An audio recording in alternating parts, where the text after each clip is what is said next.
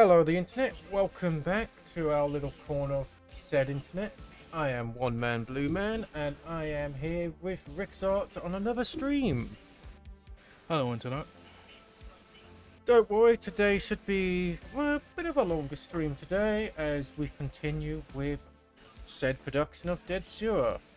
We hope everyone's doing well, enjoying wherever you are. We are currently enjoying some nice weather, as well as some good old-fashioned work.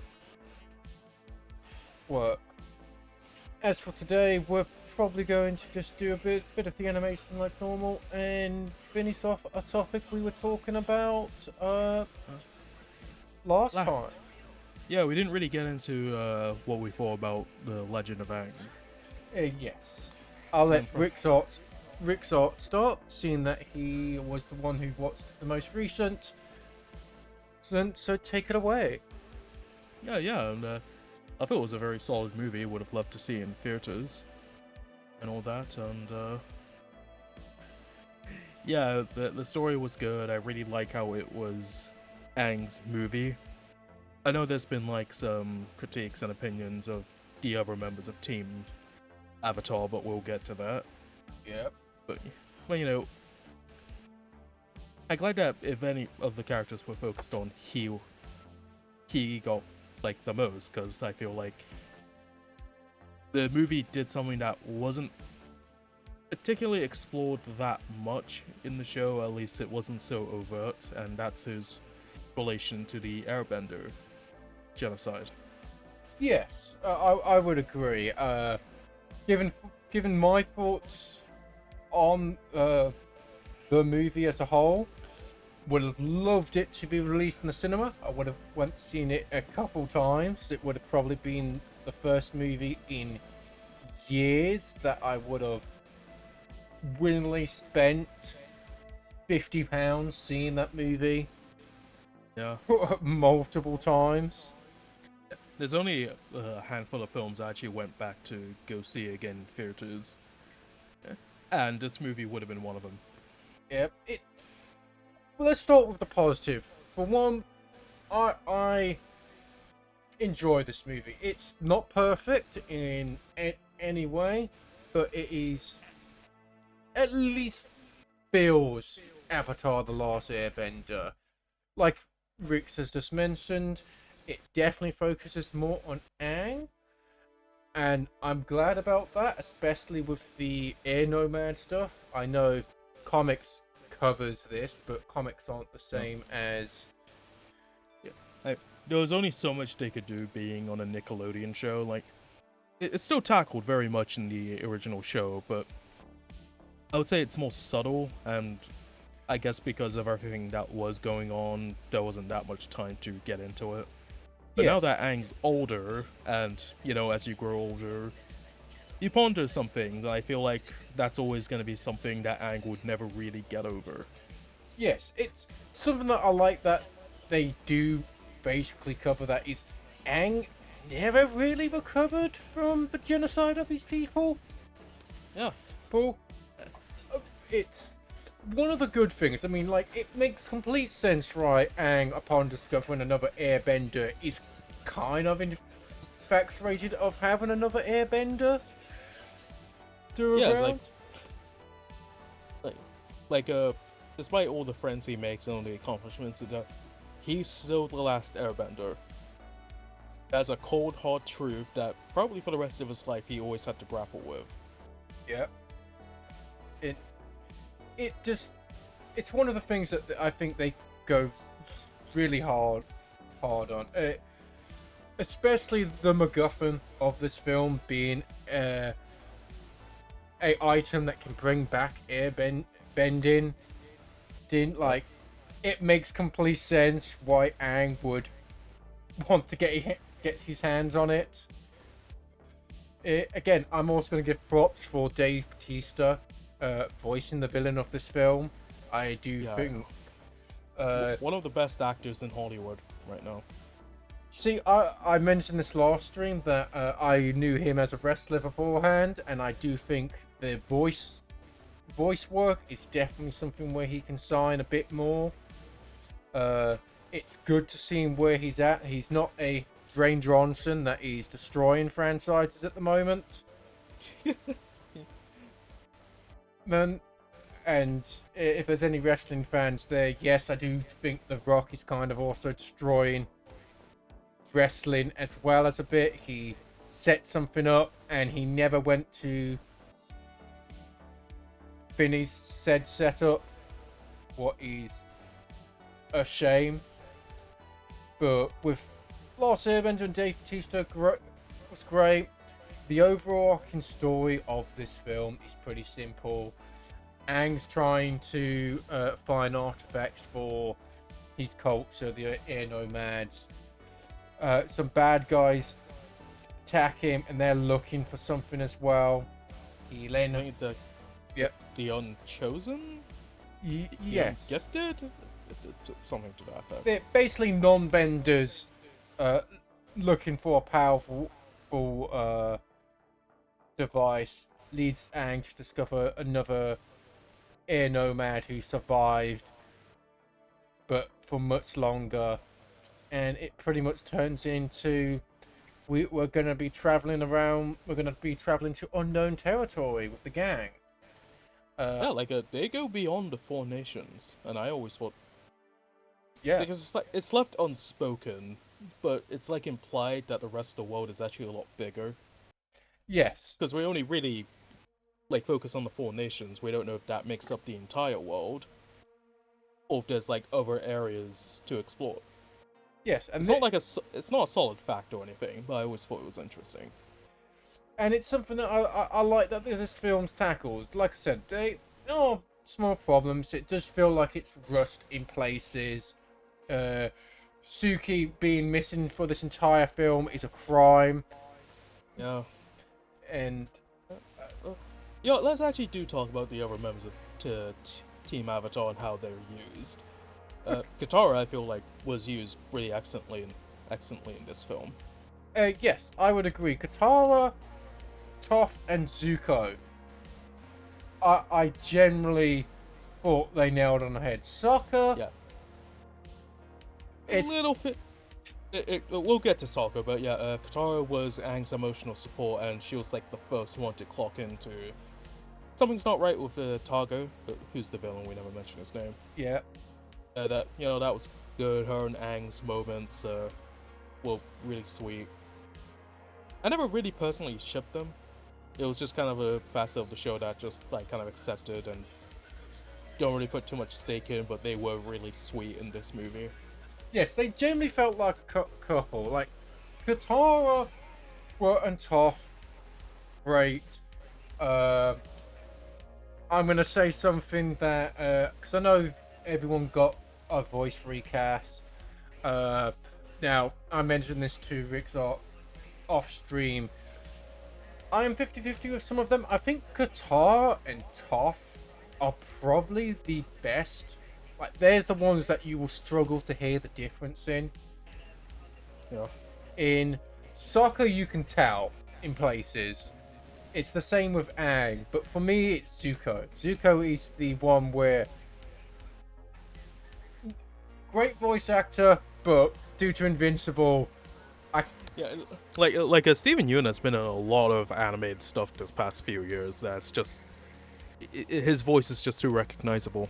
Yeah, what's not a fault on him. He does Zuko well. It's just very noticeable. Yeah, you can blame Netflix. Because since Voltron, he was in Voltron, then he was in Troll Hunters, then he was in Final Space. Yeah. And then there was another. There was another show. Yeah, Invincible, and Invincible made him really popular. But those three other shows, it's where I keep hearing him. And you just can't. Once you recognize a voice actor constantly, it's like J.K. Simmons. Yes, you just can't get it out your head that he's another character. Yeah. But yeah, I'll let you continue with the team dynamic talk. Yeah, sure. Katara was the emotional support for Aang. Toph was Toph. She was funny in this film, and that's her best strength. Zuko weirdly didn't do a lot this film. Yeah. Not, but like he didn't hog the screen time, which I know is impossible because arguably he is the most popular character. He didn't hog the screen time. His main purpose was the resource guy. He's the one that went, okay, we can't really have Oppa doing the whole heavy lifting here. Let's have a Fire Nation airship. Yeah. To be fair, it is kind of funny that the Fire Lord, leader of one of the most powerful nations at the time, gets a letter from his best friend to go on an adventure, and he drops everything. Yeah, I love that. He's a part of the team now, and I'm pretty happy. There was a moment, which I'm moving on to soccer, where I think it should have. Zuko makes the plan in like one of the scenes. I'm not gonna say what it was, but it was Zuko's plan they were following, and I felt like that should have been Sokka's role because in the beginning they glaze him up like Sokka taught me bravery, stuff like that, and then Sokka is like glazing himself throughout the film. But the movie itself doesn't really acknowledge that all of that glaze is true. Yes.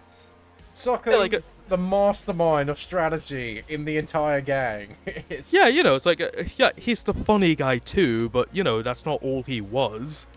Yeah, he's got two modes. He's the funny guy who's a little bit of a moron sometimes, and then Yeah. he's the genius, inventor, tactical mind. I mean, Sokka created the war balloon. yes. but yeah, like I felt like they flanderized him just a bit too much, but he does have a moment where he gets to save everyone.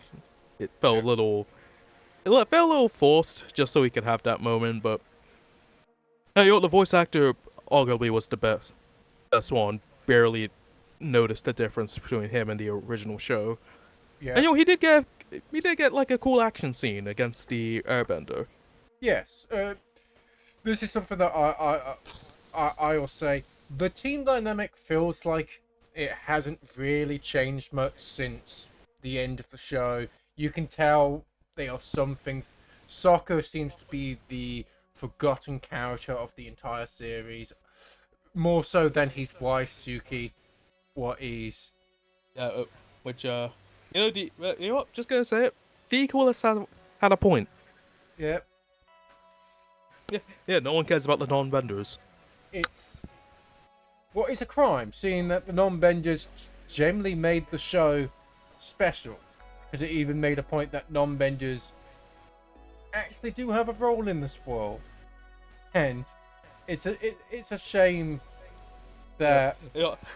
I feel like we're infringing on the Korra territory, and we can talk about that later. well, to be fair, that if we want to bring that up, this movie kind of is the nail on the head for core defenders, in my opinion, because Aang had a perfect chance to keep something to bring airbenders back, and he chose the world over his own interest. Like the Avatar, but here's an interesting question. I know we touched on it like the last stream, but once again, if this movie was the movie we got like after Airbender finished, so like imagine 2010, we get this film, Yep. and at the end, Aang did use the staff to bring back the Airbenders. How would you have felt about that? I would have felt cheap. It would have felt cheap. It would have felt really cheap, because my honest opinion, this is something that I think the writers didn't. Again, this is world building now territory. What makes Avatar: The Last Airbender work brilliantly, in my honest opinion, is its world building and its characters. And as the shows progress, the characters is grown, and you're learning more about this world and bending as a whole.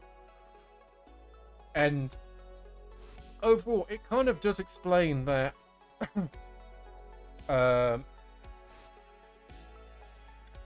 bending is a tickle part, but the non-benders will catching up with technology. I mean, this is one of the things that Sokka, at the end of the day, if Sokka didn't leave the South Pole, there wouldn't be war balloons or airships invented. wanted the Earth Nation would have fallen, and stayed fallen, in my personal opinion, because Azula. But Like, but at the end of the day, soccer had such a massive impact on the world. Like, the Northern Water Tribe would have fallen. There's just... And you can say, oh, that's all Aang. And it's like, Aang and his team did a lot to impact this world. And I generally enjoyed that world building. But when it comes afterwards, even in this movie, the writers seem to forget quite a lot of basic world building. So again, they keep forgetting that Sokka's a massive military mind genius. Yes, and they always seem to forget Suki. I do not know why. It's one of the sad things, because she's one of my favorite characters. Yeah, I really liked her and Sokka together. Yeah, it's... Again, there's just so much from The Last Airbender that never really carries over. The only big thing that carries over from The Last Airbender to Aang's movie is the impact of the Air Nomads genocide. That's the big thing that carries over. I like seeing early Republic City. I did think that was a very interesting concept, despite it being... And I know a lot of other people talk about this, that post Last Airbender, they never really got politics right in moving forward, because if we just take the original series, you have the absolute monarchy of Fire Nation. Within the Earth Kingdom, it's divided up into multiple different kingdoms, and the most powerful of them isn't even run by the king, it's run by their secret police. The Northern Water Tribe is, at the end of the day, was extremely weak, despite being waterbenders. Yeah, it was really more tribalism, I think. Is that the right term? It was more a tribal civilization than a big kingdom. The Southern Water Tribe was near death. Like, at the end of the day, the Fire Nation nearly completed their goal. They wiped out the Southern Water Tribe, they wiped out the Air Nomads, they nearly destroyed the Earth Kingdom. They nearly destroyed the Water Nation, and by the time the show ends, there's a lot of political problems, and Aang's solutions to those problems, now this is going on to the comic books, were the best of the worst bunch. Yeah. So what do you do with these colonies that have been there for 100 years? You have Fire Nation citizens and Earth Nation citizens that's lived together, had families, and has a very distinct culture to the rest of that continent. What do you do? Do you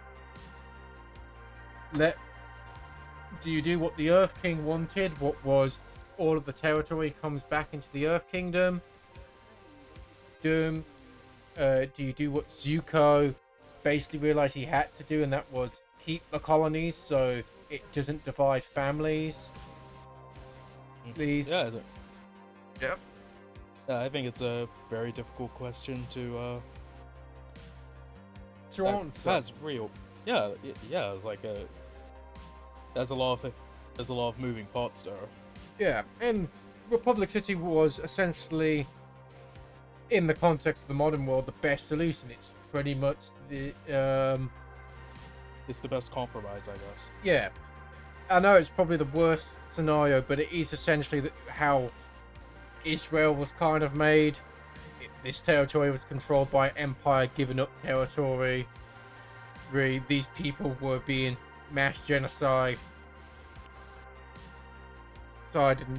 near extinction, and I genuinely like that. And then when it gets to the movie, I like how it's tackling the impact of at least one aspect of what the Fire Nation did.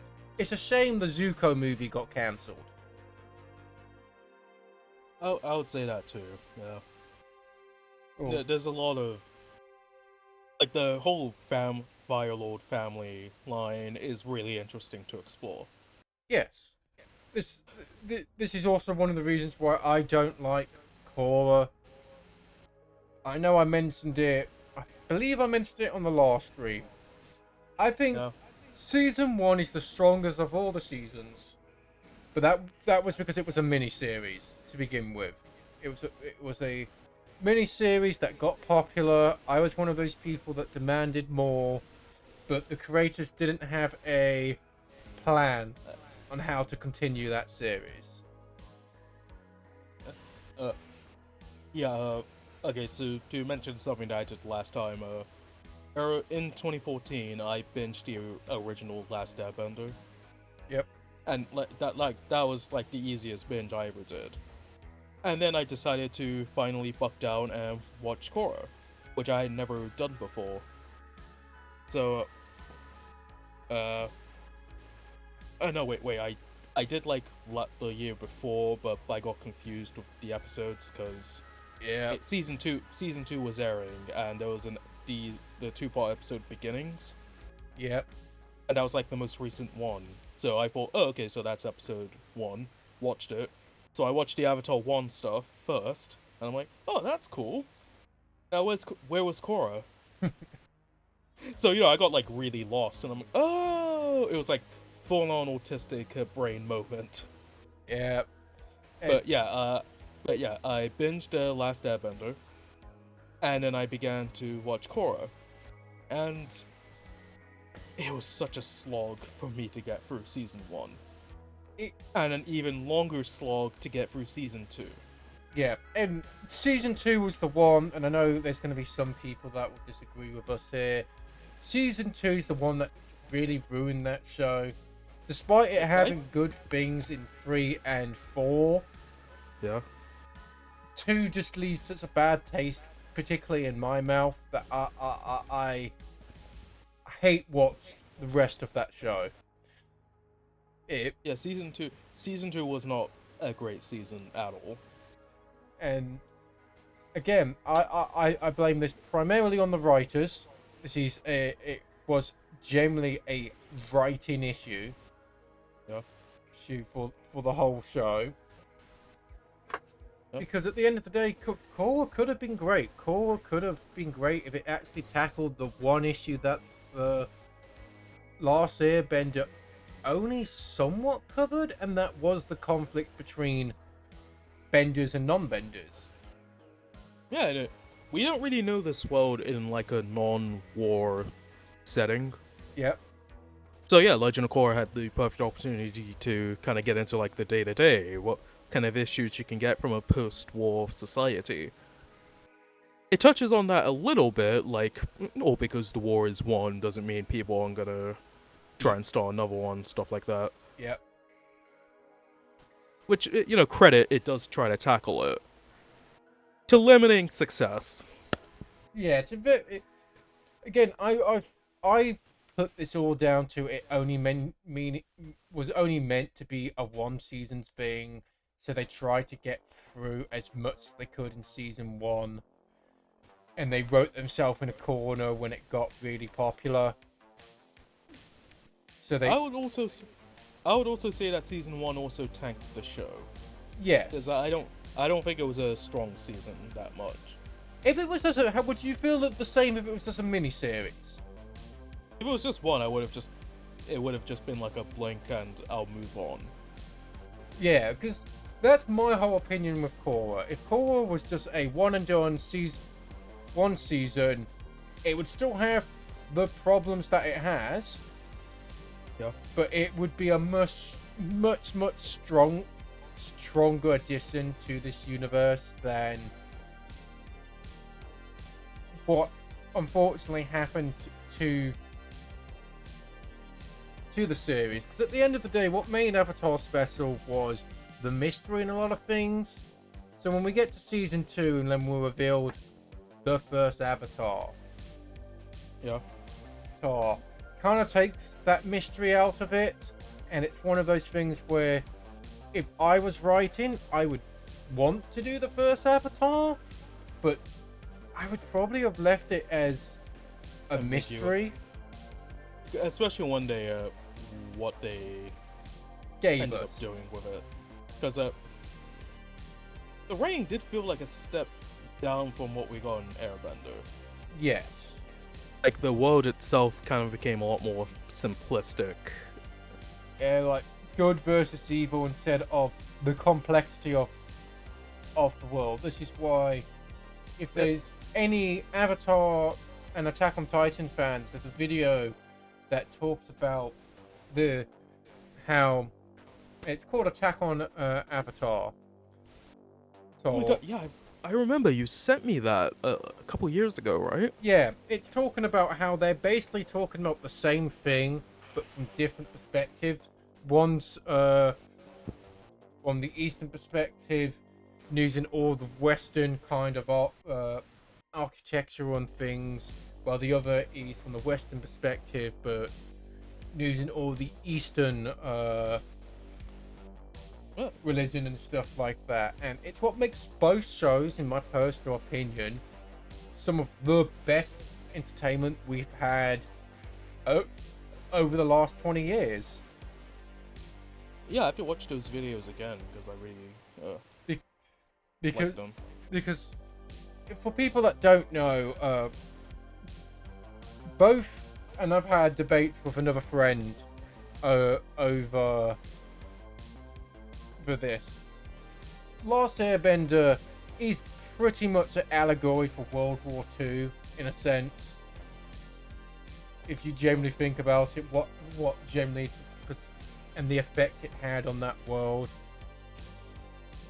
Same with Attack on Titan, it is somewhat of an allegory for World War II, and it's just the different perspectives from the West and the East. So in Avatar, it's got that more optimistic ending, that the war's over, but people can move forward. Where if you watch Attack on Titan, it's like, yeah, there'll be peace for the short term, but it's not going to last. And this is what makes both shows great, because it's from two different sides. I'm not articulating it as best as I could, but no, yeah, that. It's just, well, that's the political side of it all. Yeah, like I've heard people talk about, the Fire Nation is a reference to Britain, and in all honesty, I see the Fire Nation more like Japan and Germany. From specifically Imperial Japan, which is one of the cultures that influenced the Fire Nation. Yeah, and again, if anyone knows their history, you know what Japan got up to in World War II, and it kind of makes like the Axis powers, yeah, like little bit of trivia for people that don't know. It's thanks to the Germans and the Japanese why we know quite a few things. So one of them is autism, and particularly Asperger's syndrome. Another is, and this might surprise people, is how the plague actually works in the body.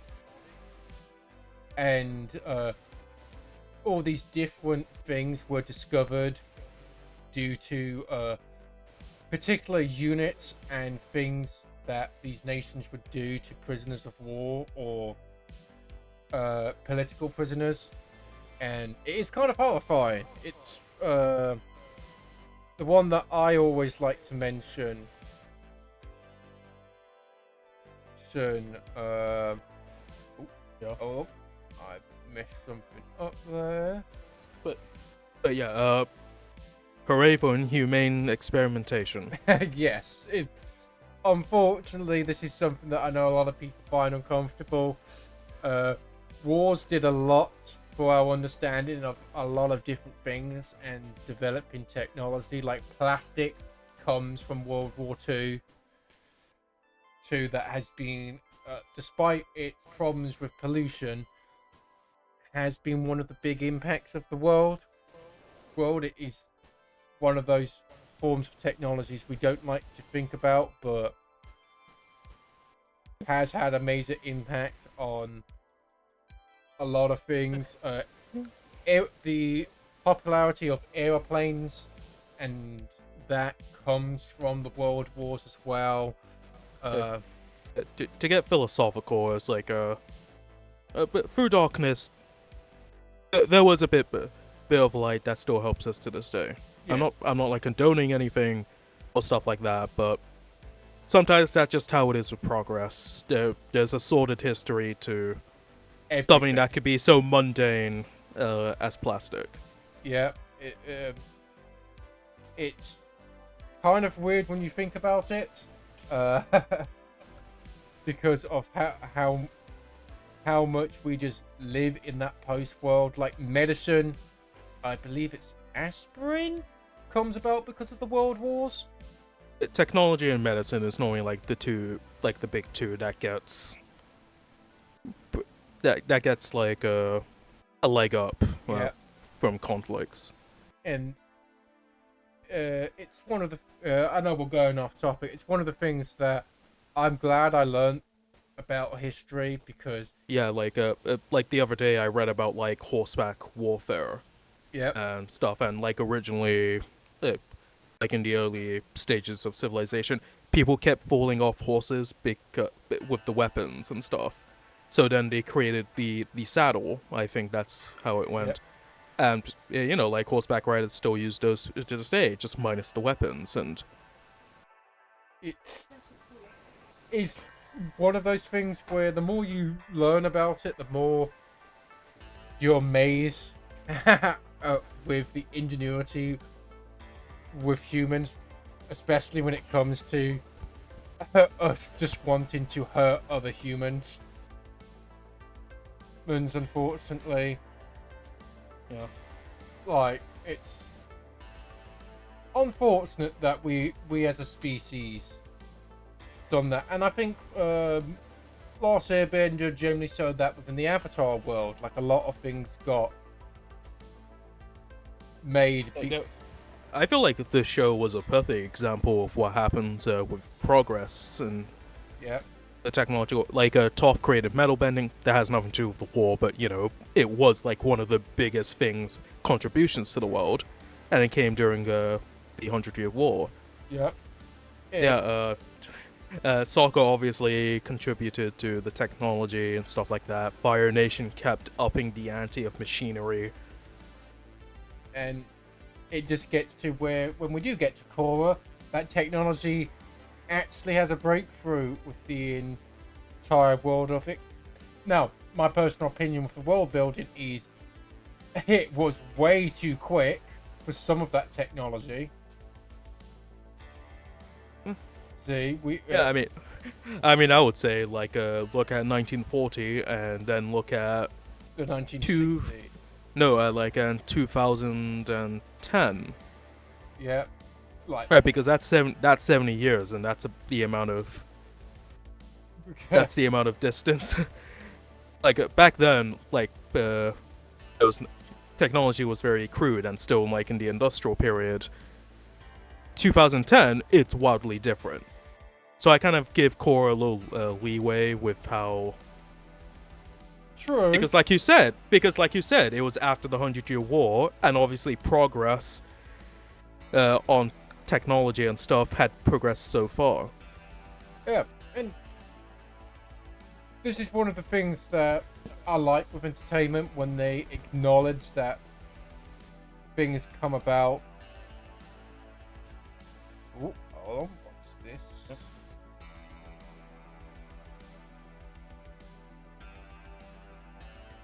I'm just getting something modeled up here on.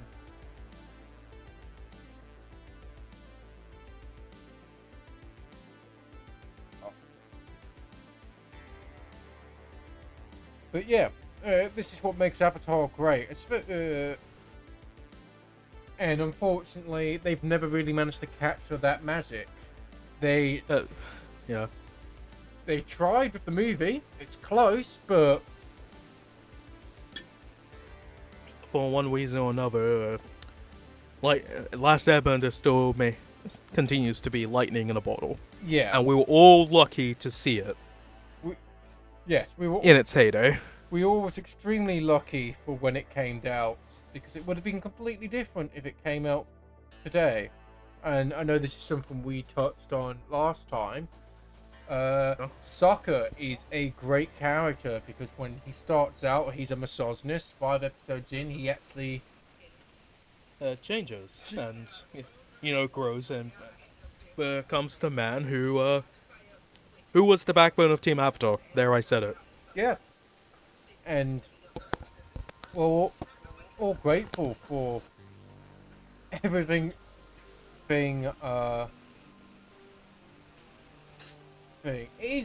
And it's one of the things that I'm hoping that maybe we'll move over, because I know we talked a little bit about it. We don't want to go into too much spoilers for the movie, despite Yeah, it's like, most people seeing it.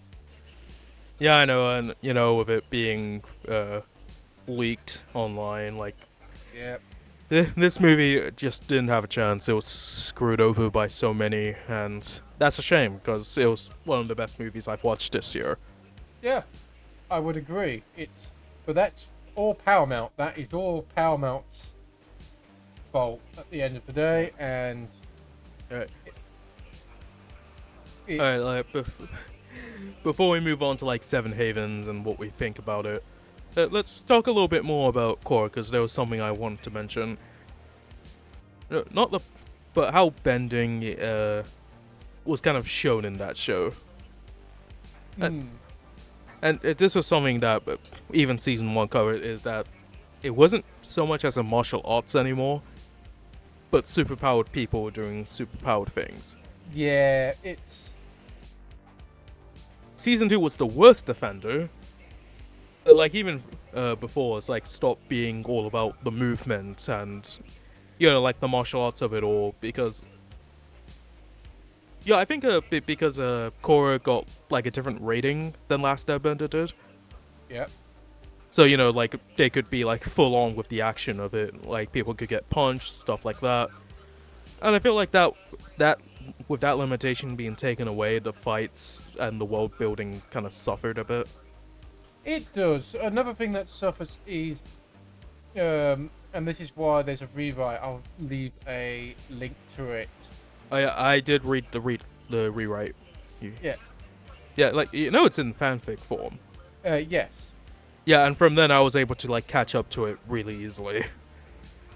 And again, Korra's just missing what made Avatar special. And it's hard to put your finger on exactly what it is, but something is missing when you.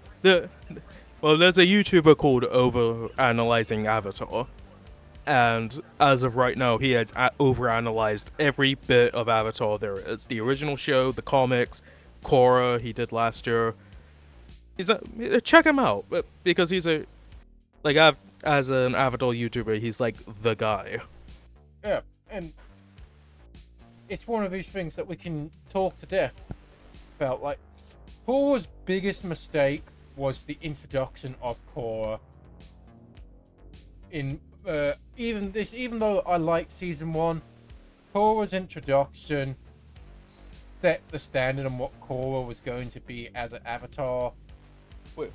And also set the standard for the bending, like I mentioned, because it was, again, like superpowers. She just did it. There was no like form or practice to it. She could just bend the 3 elements. Yeah, and again, change of culture at the time within Western entertainment is probably a factor into it. And I know some people will talk about some of the good things they do with Korra, but at the end of the day, Korra's actions are always of her are always more self-interested than not, and all her consequences are her own fault. Like, it doesn't take a genius that keeping the spirit portal open is going to cause a lot of problems for the average person in that world. Yeah, we don't talk about season 2. Yeah. But yeah, Seven Havens. Let's talk about that, I guess. Seven Havens, okay. I'm going to do the opposite from what I did with the movie, talking about what I liked. Because I thought the movie had great animation, a great art style. There are a few nitpicks here and there, but overall great. Seven Havens, do not like the art style. It bugs me that it's cowl art. It really bugs me. It's one of those things that I know a lot of people are going to go, oh, it's beautiful, but watching that on a big screen instead of on your phone or whatever small device you use, I do not like the animation. Like, I think it looks pretty, but you can clearly tell this has the smallest budget of any Avatar product. Yeah. From its animation. One thing that you and I did talk about was the character design. Yes. Yeah, and I said these characters look like they could be in any other show, and I talked about color theory and stuff. And what made the original last 2 shows work was that everyone had a uniform color and like a really distinctive look. These looks in Seven Havens, they do look distinctive, but not for an Avatar show. Yes, this is a lot. It feels off. The art style itself feels off. Now, this isn't to say anything about its story. I generally think it could be good. Could be being like fingers crossed. Fingers crossed. But I am worried. Now, this is something that I think the Avatar movie, The Legend of Aang and Seven Havens, do the writers actually hate Korra? Well, she did get bodied a lot, so... Yeah, but there's a point where it comes like, do you actually hate said character, or are you working off, okay, the majority of fans do not like this character. We've heard the criticisms of these people. Let's actually have that be part of the show, and if that's the case, okay, I'm interested. Just don't be completely bashing. Self-indulgent. Yeah, like we talked about it like a week ago. Like to me, I feel like that's just the worst way they could take it, because that would be overcorrecting. Yes. All I want is them to acknowledge, yes, Korra was a very bad Avatar. She kind of made the world worse. Yeah. And before we say that, oh, you guys are bashing Korra, I feel like that's kind of the duty of the Avatar. They always leave the world just a little bit worse more often than not for the next guy. Yeah. Because we were talking about it like a week ago. We began searching up the avatars that. Yeah, and it is interesting because out of the avatars we know of, completely. So this would go from Korra, Aang, Roku. From one to Korra. Yeah, it's Kyoshi. Then you have the water bender and the airbender. Kuruk and Yangshan. Yeah.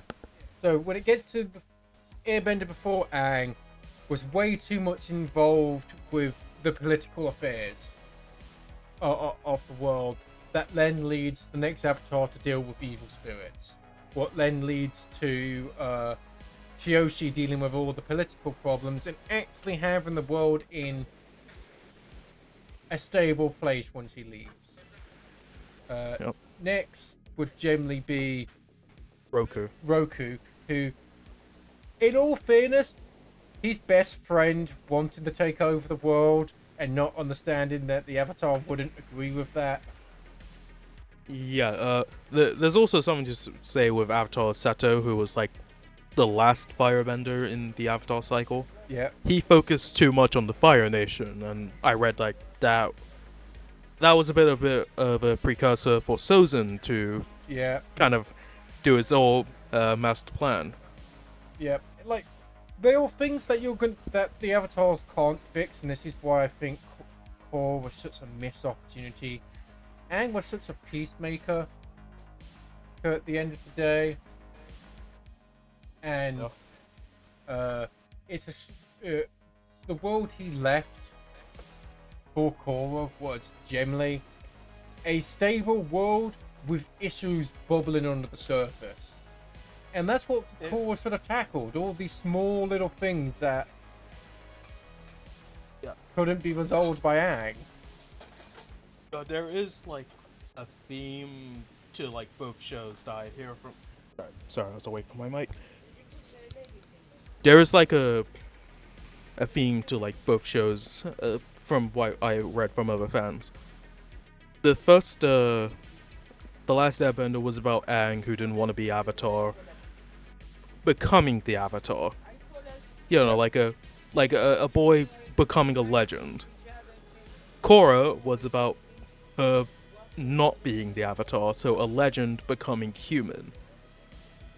And I would say that throughout the show, it does remain consistent. Korra had to stop thinking of herself as only the Avatar, Yep. and become step away because there's a there's a bunch of episodes in that show that says, do we even need an Avatar? And I feel like that's an interesting question. Should we have one person who apparently stands above all others and make them the keeper of the world? Is that fair, or isn't that archaic? Should we still have that kind of position? Yep. And every single villain challenges that. And again, this isn't to. This is something I know a lot of people will say. At least they're taking risks. I would agree, but most of the risks that they have taken has generally been a negative on the whole fandom, and that's the big problem. I don't mind shows taking risks. I think shows that take risks are a good thing. Yeah. But sometimes it just fails, and unfortunately, after Last Airbender, everything just failed. But yeah, back to Seven Havens. Hopefully it's good. Hopefully it will be good. Yeah, I'm a little optimistic wrong. with the story. Not happy with the art style, but yeah, but it does look new, I guess. Like, I don't know what to expect. yes. And I'll just say this one thing: it just has to be better than Dragon Prince. Shots fired, I know. Shots fired, I know. Yep. But this is one thing that I do think they need to address. It is a shame where the fan where it is at the moment, but it's hopefully they can get back on track. Hopefully they can get back on track with this new show, and I am hoping if they are going to continue the universe that they at least stick with a setting. I'm hoping that Seven Havens becomes something that sticks at the end of the day in terms of world building. Me too. And one thing I would say to preface this is that I know that we're not the intended audience. Like, we're not. Like, this is for like a new group of children to grow up with their avatar. And you know what? I'm fine with that. Like, if I hear that these kids like really love the show and it's like the best thing for them, that's cool. Like, I already have my avatar, and that was the last Airbender. That's the one I grew up with, and I'm thankful for that. I just want this show to be that thing for the kids of today, I guess. And maybe for me to have fun as well, but I'm okay with if the show bombs, that doesn't ruin Avatar for me. Yeah. It's a shame, but it doesn't ruin the original show for me. And again, this is something that, being a nerd, growing up and seeing a lot of the franchises I grew up with die, it's something I'm hoping doesn't happen to Avatar.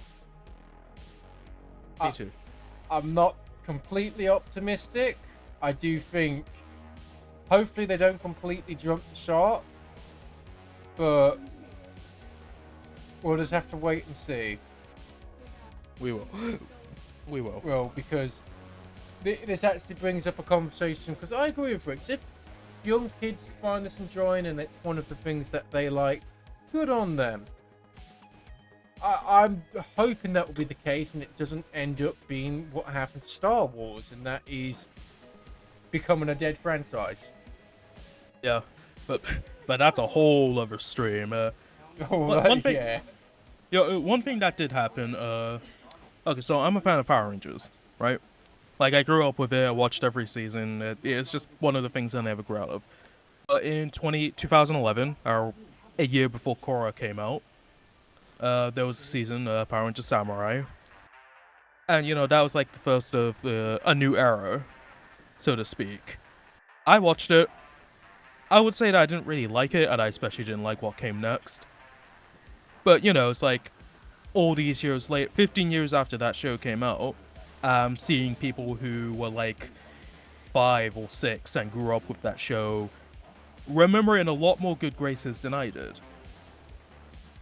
So, that could be the case with Seven Havens. I could like watch the show, not think that much of it, move on, and then 10 years later I meet fans say that they loved the show, and despite its flaws, it was their Avatar. It was like this first foray into this big franchise.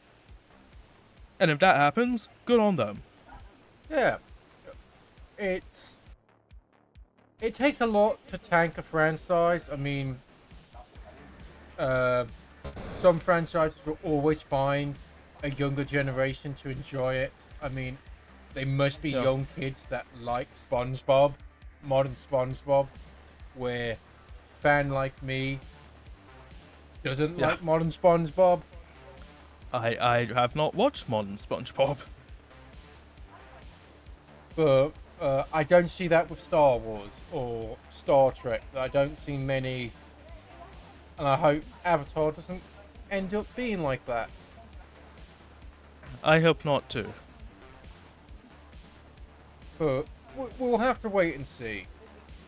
But yeah, that's us talking about The Last Airbender. A 10 out of 10 show with probably only one episode you can skip. Yeah, it's like what can we really say about the original show that hasn't already been said? Yeah. It's generally a 10 out of 10 show, and it's very rare. No complaints from me. Yeah. It's very rare finding a 10 out of 10 show like that is still talked about to this day. Yeah. I have watched great shows, but they're always like a 9 or a 9.5. Two that comes to mind just because of their impact on me is Full Metal Alchemist Brotherhood. Yeah. And Attack on Titan. They are hands down near perfect shows. But Avatar: The Last Airbender just scrapes being more better than them. It's that weird thing when you find an entertainment. But yeah, if we're gonna change topic slightly, seeing that both me and Rixart comes from this field, we're in this weird place within the entertainment industry in the West where we would like to see it get better, but it's definitely in a weird place right now. Yeah, it has been for the last few years. Yeah. Yeah, like both me. It's annoying because where we live, it's quite a big hub for animation in It general. is. And when we're not just Like, talking animated shows, we're talking VFX. yeah, London. We live right close to London, and you know that's where, spoiler alert, that's where every movie gets their VFX done. Yeah, Yeah, like MPC, Pinewood Studios, ILM, stuff like that. and unfortunately, within the UK, they are quotas within the industry, and weird quotas you wouldn't even think of. So you've got the typical sexuality, gender, race quotas that has been a thing for the last 15 years within entertainment. But we've got weird ones where hiring outside of the capital. Okay, yeah, okay. So, story time. A few months ago, I applied to a job post, Blue Zoo. And I've done that quite a few times, never get it. But this time I did, and I was like really excited for it. I had the interview, stuff like that. I asked them what regional meant, and they were like, "Oh yeah, sure. It's just like if you live inside the UK, but you don't live in London." So he was telling me about how the studio is partnered with like the BBC and other stuff, and there are requirements for the show that is dependent on your address, basically. So like if you lived outside of London, it was okay, and then if you lived inside of London, then you're eligible for like certain shows. But anyway, yeah, he told me that. I thought it was interesting. Ended the interview in good spirits. And then, you know, like a week or two later, they emailed me and saying, yeah, sorry, but since you have a London address, we can't hire you, but we still want to. And you know, that just bummed me out. Yeah. I was this close, and because I have a London address, got kicked out. And Yep. gotta say, man, that was a very depressing day. It's and it again, it's something that for any young people who actually want to work in the industry as a whole, if you're not one of the top 1% of your profession coming right out of university or college, you're not going to get a job. It's the unfortunate thing. It's why a lot of people in the UK move to Canada, America, or Australia, France, or the Netherlands. It's just very difficult getting a job in the industry these days. And yeah, not even in industry. It's hard for young people to get a job anywhere. Yeah, like this is something that the modern world has a very big problem with understanding the young generation. There are young people out there that want to work, that want to do jobs. Yeah. But it's difficult for them to find a job because it seems like you have to have at least 10 years work experience before you can get any form of jobs these days.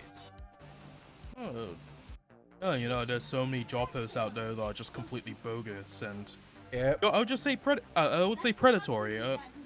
Okay, so this all happened yesterday. You know my friend Andrew, Yep. like a veteran of the industry.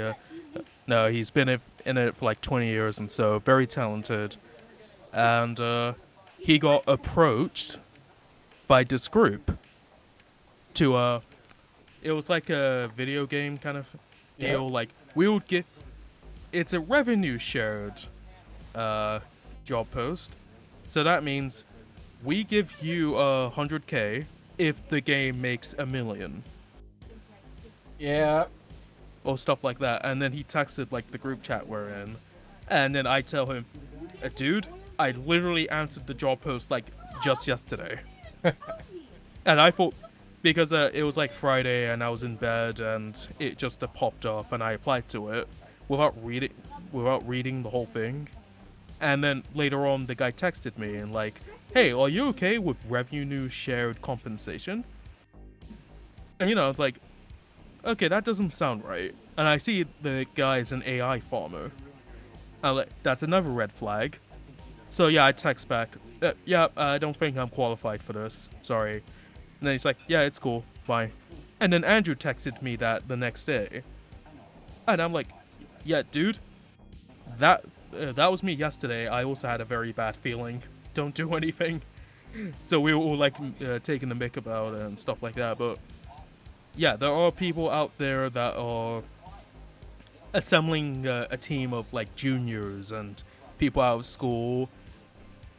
And you know what? I feel bad for those people because they're probably going to get screwed in the end. Yes, it's...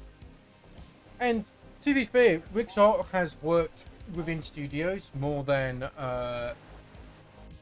me. I have worked in one studio, one volunteer job, one internship that wasn't 3D, and I've done freelancing.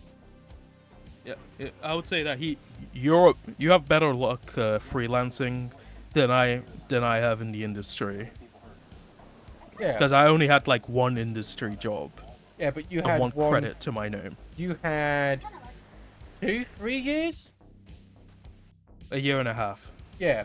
What was more than me, that was only half a year within a studio that I am 90% sure was a scam. Not... Yeah. Yeah, be careful of scam posts. Yeah. Especially with like AI flooding the markets and stuff now. There are people out there who don't know what they're doing. It's like common with freelancers. Like I had some job posts like that. There are people out there who are like assembling rookies and juniors and making them in charge of each other, and that's a house of cards. Yeah. So really be careful about what you reply to and what you respond to. Also, just be... if you're not getting replies, 90% of the time they're probably ghost jobs. Especially in the UK at the moment, we have this problem of ghost jobs. So this isn't just animation. This is literally any job at the moment will do they will post that they're hiring for a position. Yeah. But they're not really. They're just doing it so they can look like they're growing on the job market for the UK government. It is not a great time in the UK as being unemployed and looking for work. We are... especially with the animation industry, with all the layoffs coming. Yeah. Yeah, there was a recent layoff or something, right? In the gaming space, and now I completely know why from the economic standpoint we're having mass layoffs in the gaming space. Yeah. For people that don't know, we've essentially been in a period of no growth within the gaming industry. Like, for the first time in forever, there's hardly any new players. The average age of a gamer is 30, 35. Like, the space is not growing whatsoever. What is down to two factors. One being how expensive it is now to get into gaming. Yeah, but it's also the industry hasn't really recovered since the financial crash of 2008. If you were to compare games that were made before 2008 and games made after 2008, you'll just see how much modern games are lacking compared to their older counterparts. My best example will always be Mass Effect and Dragon Age Origins. If you compare the very first of those games to the latter games, so much gets taken out per sequel that you're generally surprised on how everything is these days. And it's a shame, but it's one of those things that I have to remind people when stuff like this happens, it's just the market correcting itself, and it's just not a good time to be in said industries. Yeah, it's like the funny thing is they need consumers to stay afloat. But you know how much cash can consumers willingly spend without starving themselves? Yep, and it's just too expensive for anything. Like how even I can say I would probably be spending more money on certain things if it wasn't nearly £100 per new game. Like, it's generally now more expensive being a gamer than it is being a drug addict in the UK and around the world. It's and some would say that it's a new addiction. Yeah, but we're just in that time of the world, and it sucks for people who wanted to get into the industry and actually make something of themselves.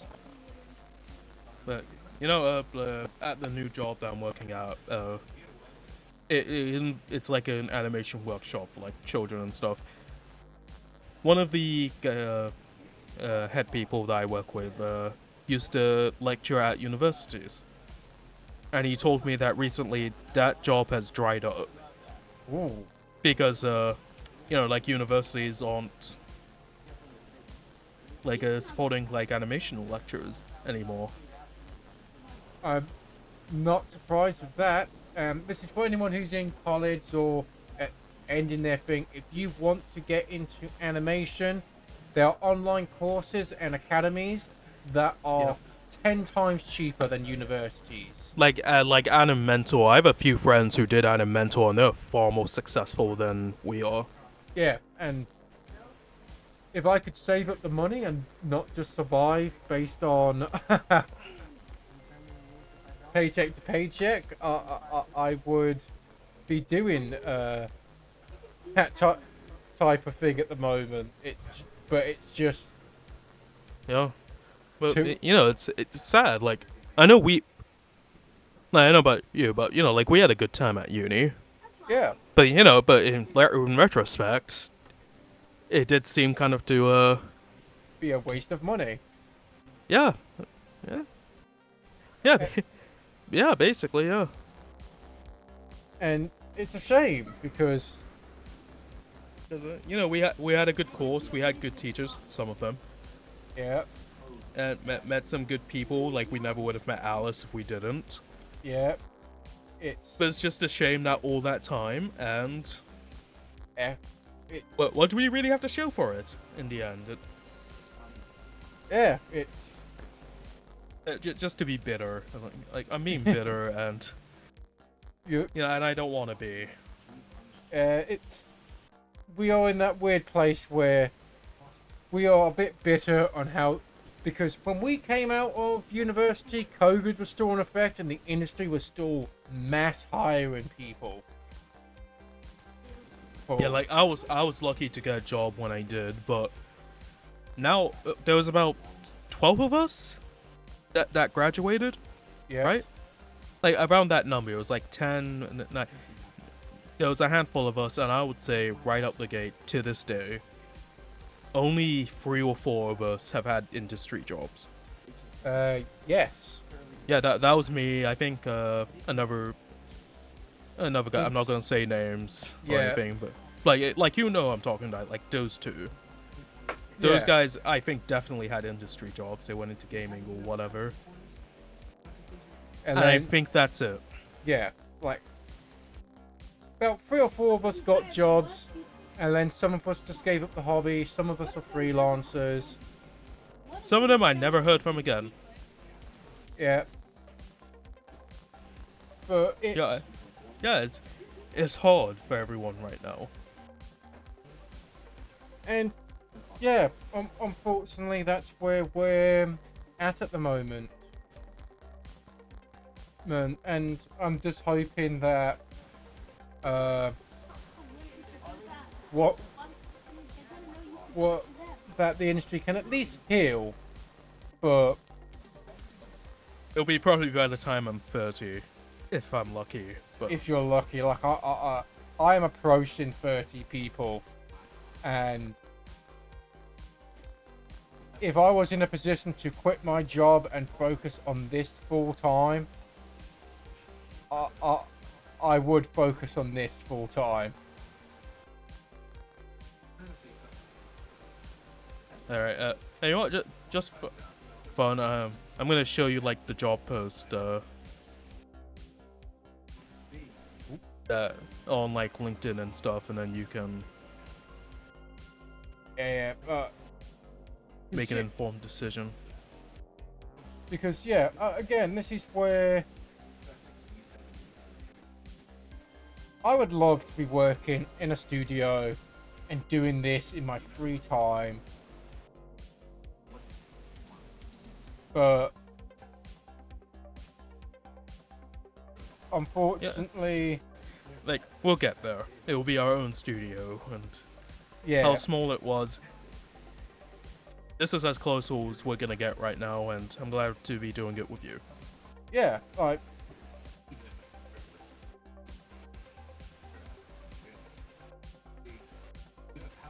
I can do that better, but this is a lock, so let me just. Yeah, this is also the same studio that reached out to Andrew. Oh, let me double check. Oh. Where did you send it? LinkedIn. Cool. I'll have to go on a completely separate thing for that. Hold on. Am I even signed in on my main?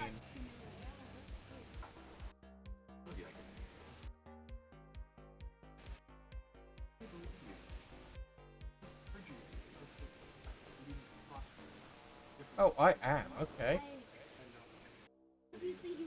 Yeah, I've seen this. Yeah. Yeah. I've seen so many like that. Yeah. This wasn't the job post that I replied to. This was just sent. But the one I applied to said 3D character animator. Yeah. And seeing that we're ranting about animation stuff at the moment, yeah, the just for like a game. Exactly. It's just fun little shape y'all would. Definitely in a weird position because currently with you would think they would be a lot. Yeah, you think. Yeah, you would think that. But we have these weird things where we'll have job postings saying animator, but they want like a generalist. Yeah, there'll be something like with graphic design, but you know they want a motion editor. Yeah, and it's like, okay, that's not what.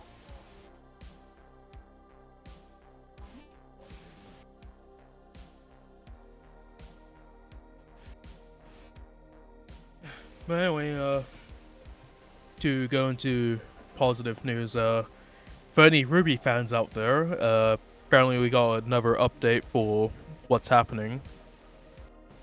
Apparently, Viz has partnered up with something called the Gotham Group or something. Okay. And there's been talks about, you know, like animation opportunities and stuff. Like, we already have Volume 10. But it's like hinting that we're gonna get something else related to Ruby, and don't know what it is, but I hope it's better than last time they. I want the original show to like finish, but I also kind of want a reboot. Yeah, We're more in the... curiosity than anything else. I know what you mean. That's perfect. But yeah, it's hard at the moment, but for anyone who's in the industry, congratulations. Anyone who is trying to get in, just do freelancing, find different sites, begin freelancing. It's something I need to focus a bit more on.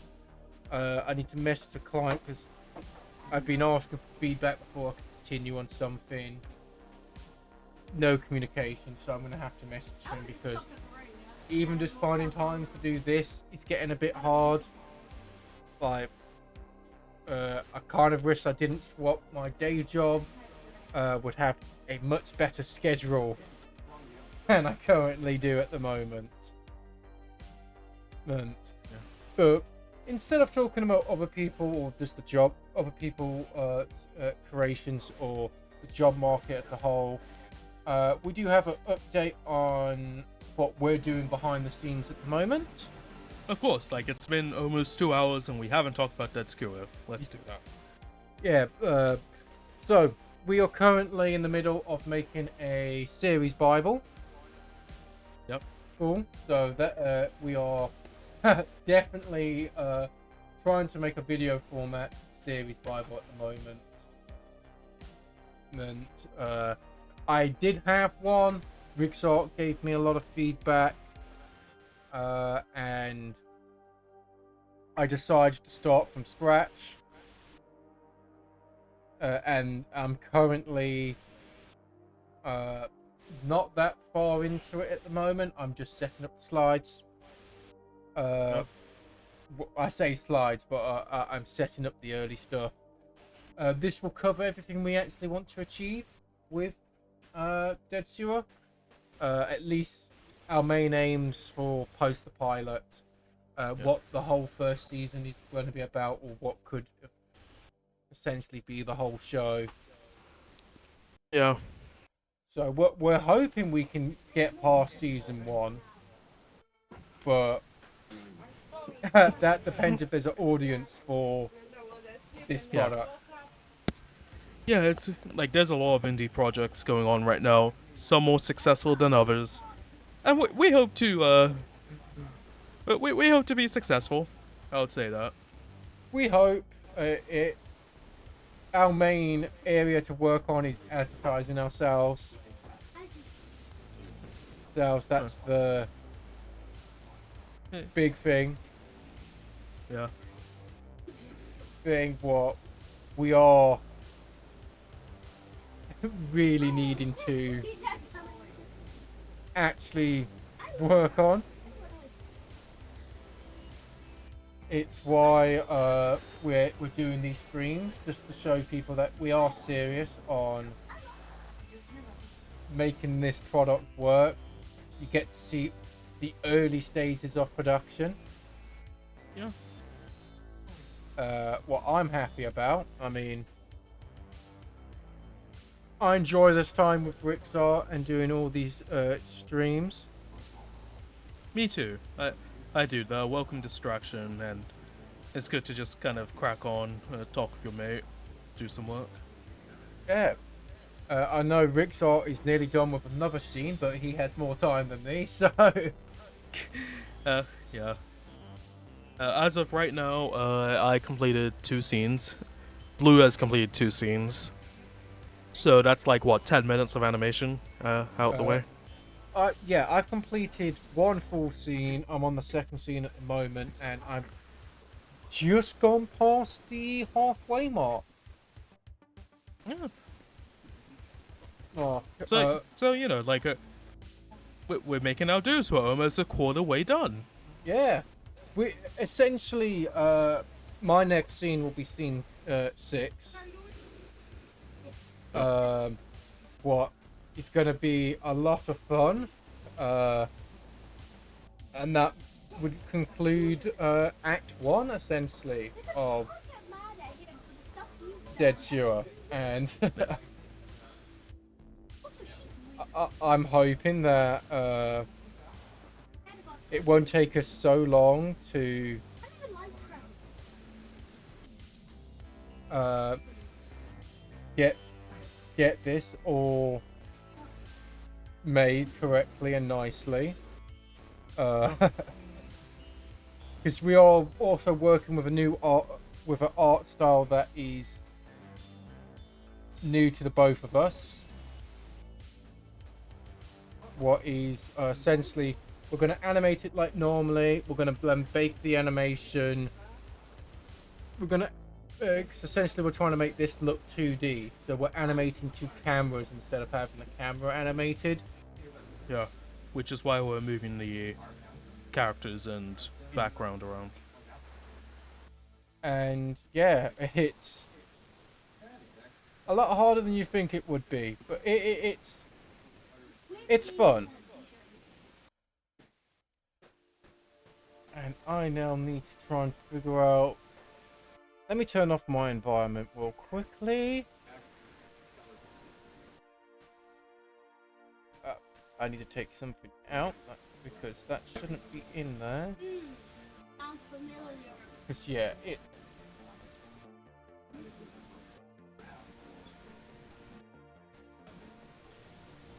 yeah, if I get what I'm trying to achieve, you can see my little reference behind here. All done by Rixart. He was the mastermind behind the animatic and the previs. Yeah. So Yeah, the reason why it is so kind of distorted was at first we did the previs, like yeah. a year or two ago I did the previs. That was all done in Maya, and when that was done we decided that the pilot needed more of a runtime. Yeah. It felt a little incomplete, so we took some stuff from episode 2 and that's what the animatic is, and that's what the animatic was. And I took my time with it at the beginning before I started to crack down, and so we could, start to do 3D production. Yeah. And he did an excellent job. The animatic was better than the basic 3D previs. We're now in Blender because Maya is way too expensive. Yep. Like if you were gonna do the show long term, Blender was the way to go. Yep, and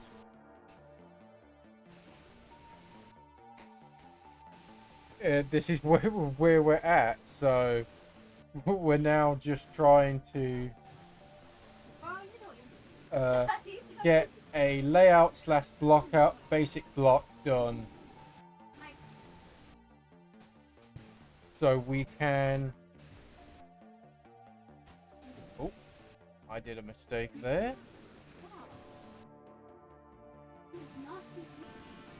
And yeah, I am generally Yeah. just we're in that position where we're having fun while doing it. So Yeah. but yeah, I will be back. I just gotta go take care of something and get a drink. Cool. I'll let Rixart take over.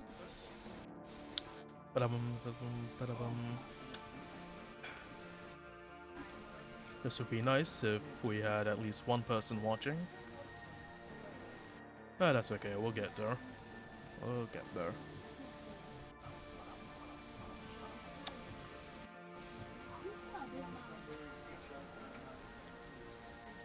Anyone catch the game last night?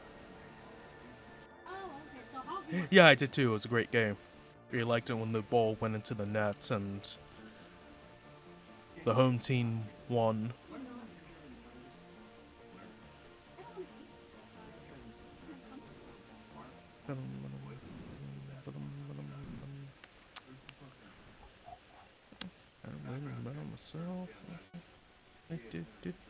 Alright, so the show I'm working on right now is Darnell, that's the big guy right here. Is gonna walk away, and this guy Noah is gonna call him out on it. Like, I voice Noah, this character right here, and Blue is like really proud of the line in this scene. I'm not gonna say it like right now. Oh wait, hold on. Yeah, yeah, I can just play it if my audio will come through here. Like I don't know what it is, but just like if you ever had a mate and he's being stupid and stuff, and you're also getting frustrated. No, this is probably what you would say.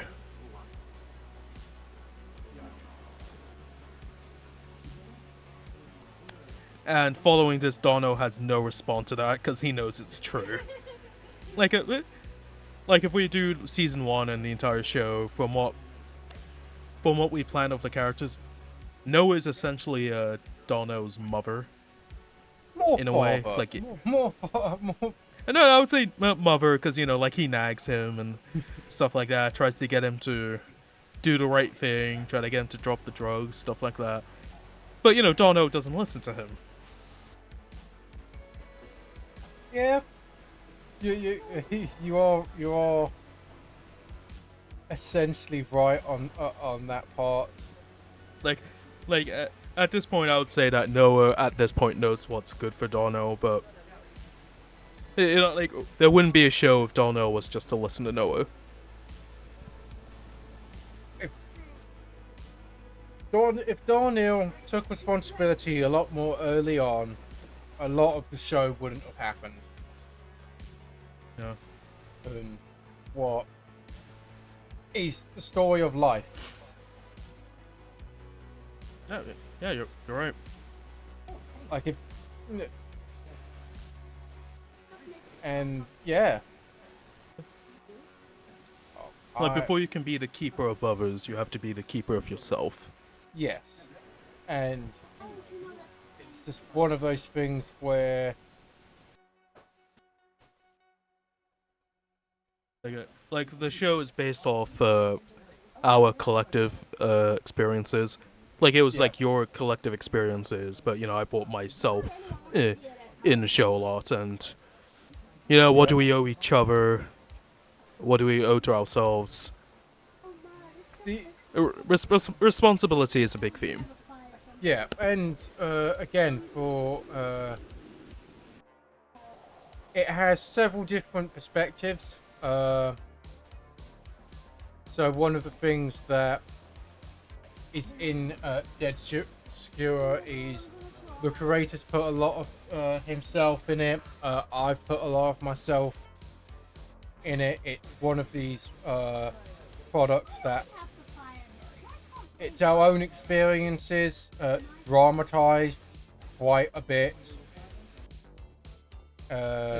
Yeah, it's a fantastical world, so obviously some things have to be fantastical and ripped up. But the building blocks are there from what we learned in our lives. Yeah, and again, one of the big things draw that came from this is we have a message of anti-drugs within Dædscúa, what is a very powerful thing within the story. Is just the anti-drug message within the show. Yeah, and also what the drugs kind of represent, because yeah, like I admit I'm not like connected to that world or anything like that, but I would say this from my own experiences is that the drugs are just masking the problem. yes, You have the problems are always going to be there until you deal with them. yes. The drugs. If anyone knows people or had the experience of being a drug addict, you know that it's to deal with problems you yourself has had, and you're just trying to escape it, and that's generally what this Dædscúa is about. Is someone who has a lot of problems and he's not taking any form of responsibility for it. Yeah, and that's ultimately like we talked about in like the first stream. That leads to a family member of his being abducted. Yeah, and he feels responsible because it was his addiction that led for this family member, being what is his sister, being put in that position soon. Yeah. And he's now needs to fix that. Yeah. And because of the type of character the main character is, he takes probably the most extreme way Yeah. in doing it, that exposes him more to the world and what it's actually like. And there is a lot within Dædscúa that I will say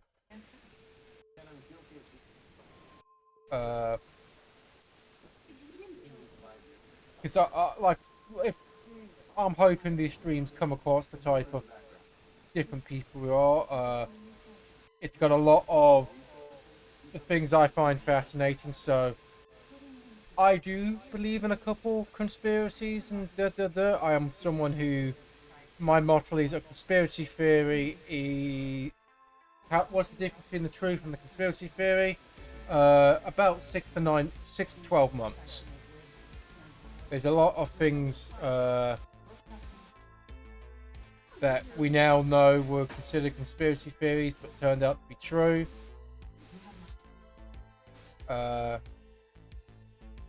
And in this world, I put a lot of that in Dædscúa, and it's one of the things that actually makes this world a living, breathing world. In part. I just need to. Yeah. That down.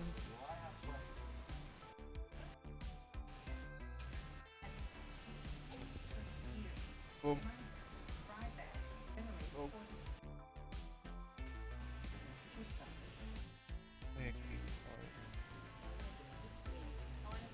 Because yeah, it's that was wrong. Sorry, I'm just getting lost in my work for a second.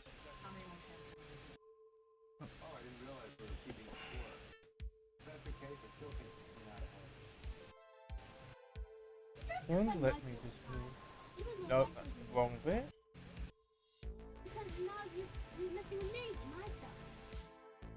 And boom.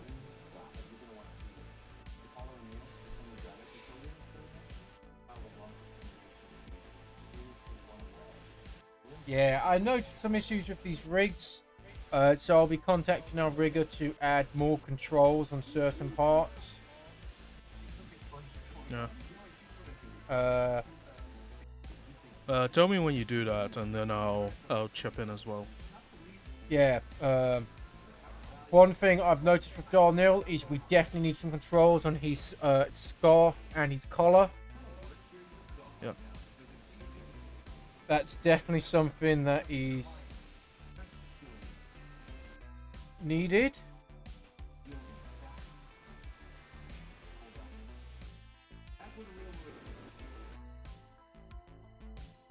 I'm just now trying to get Darnell looking right on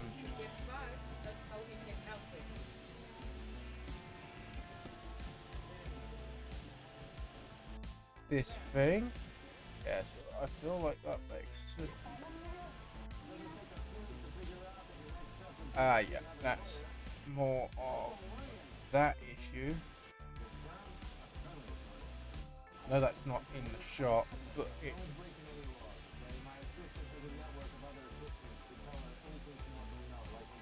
Let me just get that real quick. Put it correct.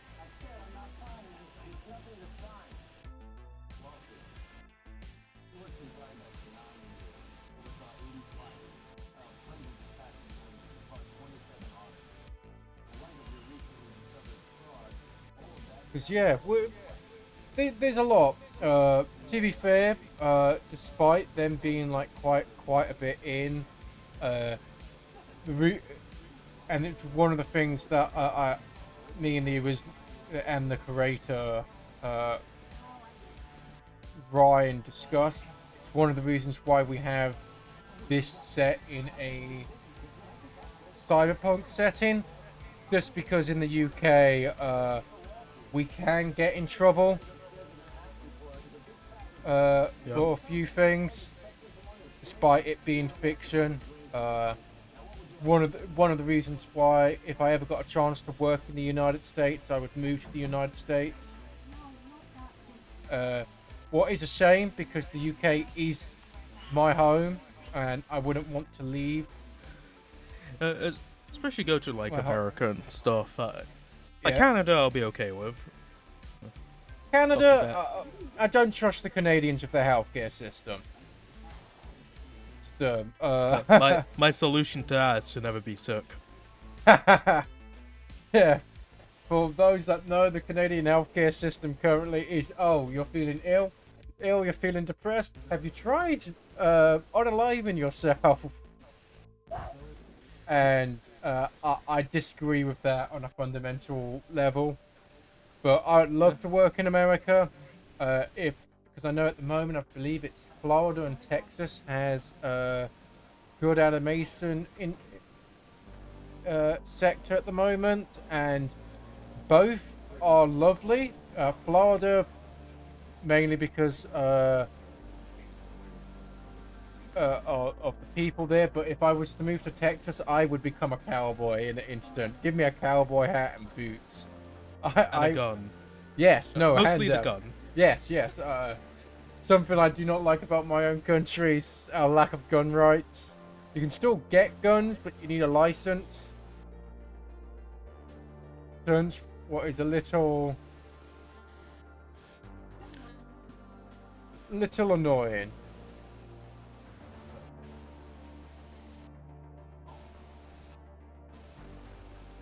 Oh, there's something wrong with.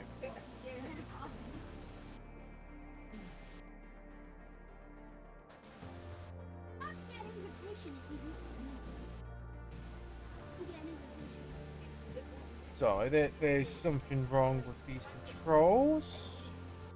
Oh, I think my blender's about to crash. Oh. Now you see, if it was Maya, this would have been like the 5th time it crashed. That is true. But we are working with some heavy rigs on our side, so. But yeah, I'd love to work in the United States. Unfortunately, despite Australia having a very big sector, Yeah. I can't move there because my girlfriend's terrified of spiders. Yeah, and and big animals, the sun. Yeah. And people. But Australia seems like a good place to visit. And, Oh yeah. I mostly talk to like paramedics who are from Australia. Australia is booming at the moment in certain sectors. But spiders, giant ass spiders. Oh. Yeah. In Islam, spiders are considered, sacred, and like animals aren't mentioned in the Quran all that much, but spiders are. Yeah. Like the goat, like they're the best. Yeah. Like before Spider-Man, that was no. That was us. My disagreement on that is dogs. What's your beef with dogs? Dogs are man best friends. They're unclean creatures, and highly territorial. No, and also they have poor owners. You know what I'm gonna say. Dogs know a bad person when they see them, when they smell them. All right. Personally, like I don't mind dogs. When they're well behaved. Like I'm mostly friends with dog owners. Like there were some people at work. Yeah. At work, one guy brought his dog Bonnie in, and besides her peeing behind my desk, we were otherwise very cool with each other. I just have a problem with like big dogs, Okay, so like I told you about my issues with my neighbor and stuff. I hate those dogs with a passion, because they do not belong in this neighborhood, and it's like they cause a bunch of problems for everyone. Like just yesterday, they defecated in, like, next to the bin area. Yep.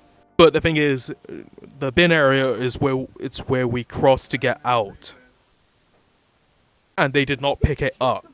Yeah. Just bad dog owners. This is. Yeah, which is my issue. Like, you know, you have these people who aren't fit to have the dogs, and the dogs suffer because of that, and you know, they become behavioral. They become awful. If they had just better masters, I wouldn't have an issue with them. Yep. Because there's another family I live next to. They also owned a dog for a great number of years. Never had a problem with a Willow. No. Your only problem, what makes you a bad Muslim, is not liking cats. That's neither here nor there. Like, cats just freak me out, man. See, this is where I can safely say, yeah, though, I'm a animal person at heart. He is. He is. So, I would own a pet bear if I was allowed to. Baby bears are cute. They're very cute. But yeah, what were you saying? Yeah. Oh yeah, Australia. Yeah, Australia is also like Melbourne. I think that area is really good for Yeah. animation. Canada, I would also say, because there's a bunch of shows going on in Canada. It's Texas, I think, is also another one. yes, I believe Angel Studios is out of Texas or And you know, Florida. and there's a Muslim population there. So if I was to move to America, yeah, I would go to Texas. I just want to go to Texas because of meat, guns, and the hats and boots. The hats, like hats Yeah. off to Yeah. all our American viewers. Yeah, cowboys do have a sense of style. Like I am more than happy to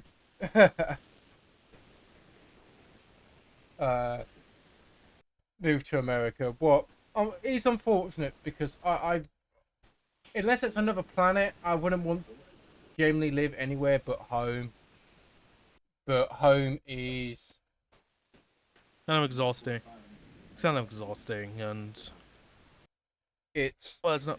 But like, if it was for work, and you know, if I was with you, then yeah, I'll be open to moving to America for us to start our business.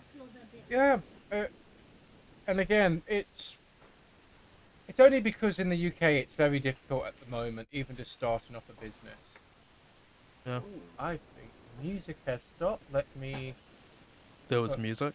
Yeah, it just But- stopped. Let me put a new one on.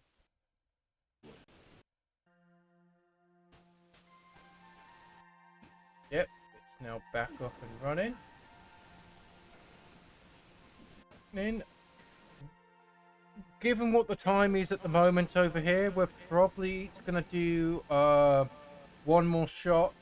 I'm gonna try and get one more shot done, so I only have 3 more shots left of this sequence for scene 4. Yeah. Because, yeah, if I'm correct, yeah.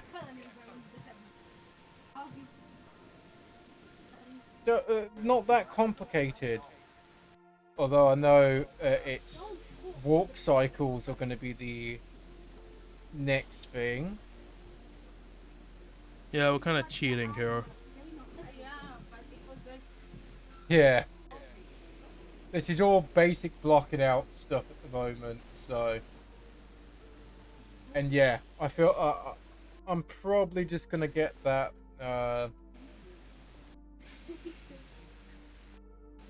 Let me just get Darnell actually being in the correct.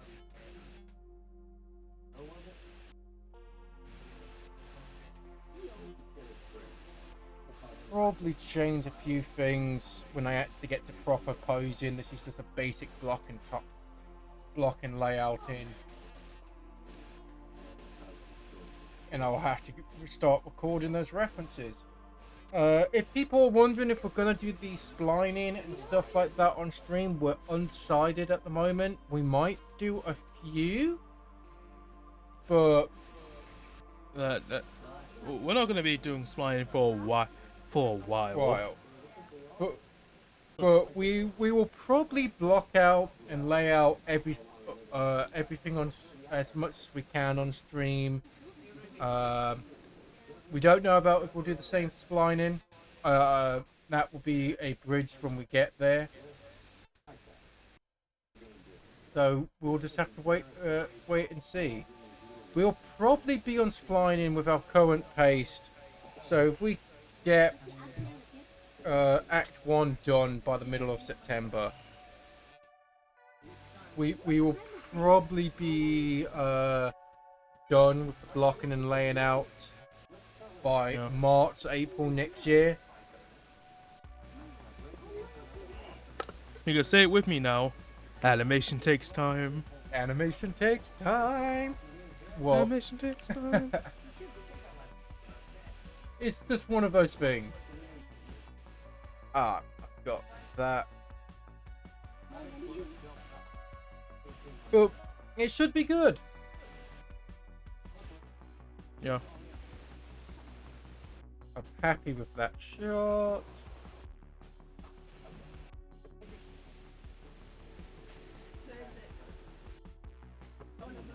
But yeah, we will because essentially what we might do it on stream. We might once we've got Act 1 done, combine this layout in and lock in, and just work on what things should be improved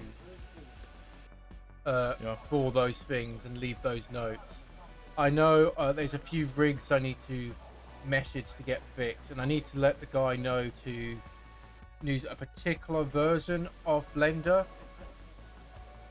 because I can't keep updating blenders and have older rigs being moved into newer ones. Yeah. So I'm working off 5.1. Yep, same here. It's Yeah, so 1.1.1 is the full name, but I can tell just from where Rixart is, he's on the last shot at the moment. oh, it is because Or how many more do you have? this is scene 5. So first it's like Donna and Noah, and then it's like Donna right before he goes to George's office. Yeah. So you're done about halfway with. You're done with sequence 1. You'll be moving on to sequence 2. Yeah, exactly.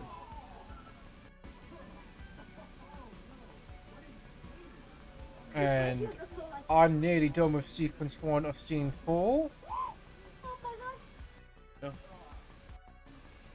And yeah, there'll probably be quite a lot of animations here.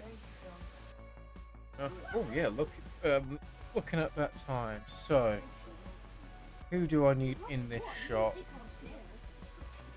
Okay, it's only 3 characters I need.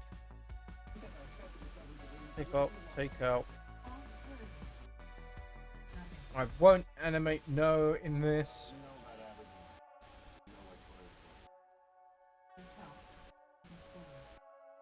Yeah, it is on.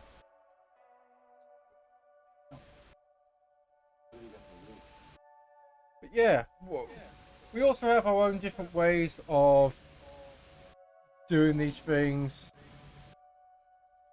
When we get to the actual bit where we have to do the full-on scaling of the hands and body parts to make some bits look bigger and smaller for camera depth, that's going to be fun.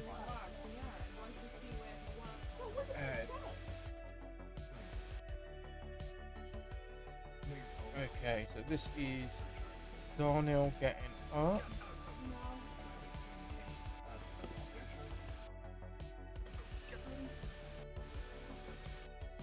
But yeah, I'm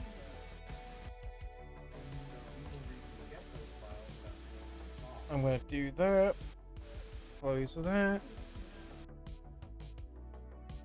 and get to the next.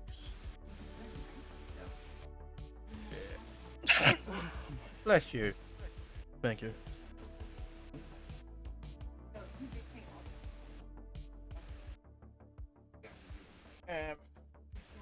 Yeah. But yeah, we'll probably do another 10-15 minutes. And then probably call it a night. Yeah. Mainly because of other things I have to do. But yeah.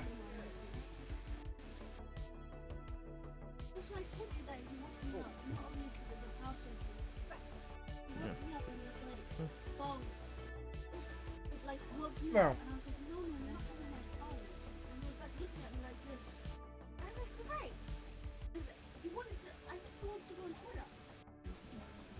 ref.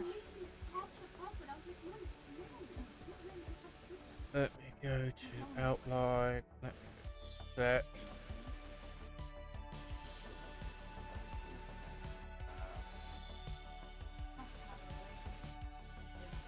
And that is a complete 180.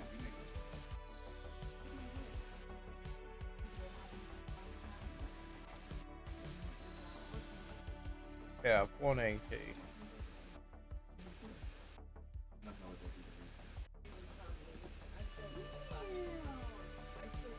180. Is it complete? Yep, it's a complete 180. Let's get this environment all nicely matching up.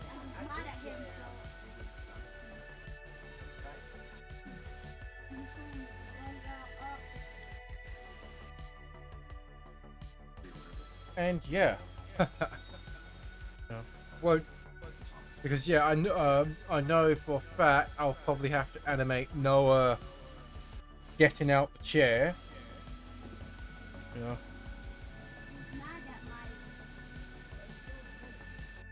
So I'm just gonna put him right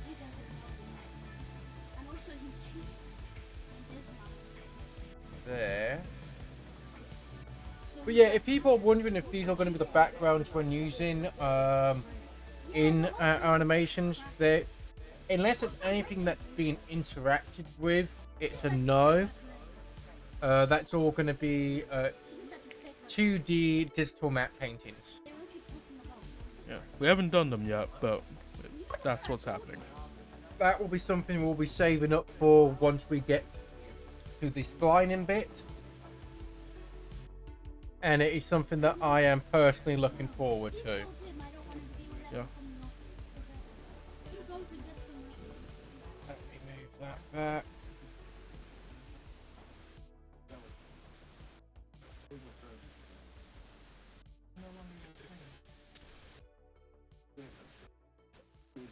Why are you doing that?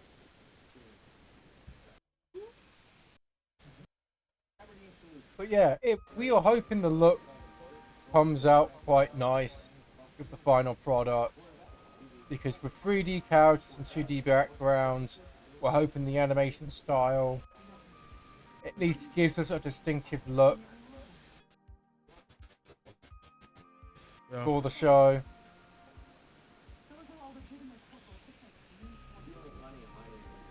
And voila. And cool.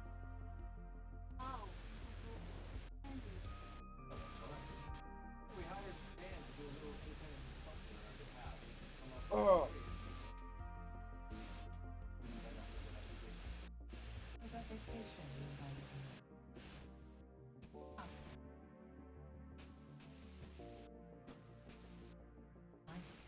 Ooh, that is nasty. Oh, imagine we can bite it and you still fall off the vibrate.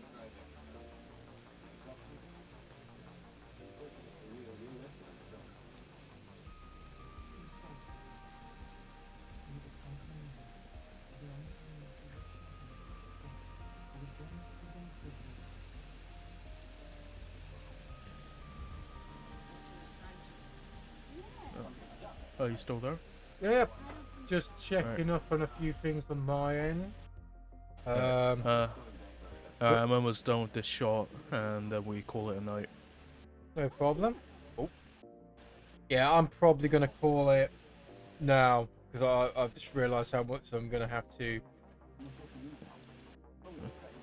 Well, this has been fun.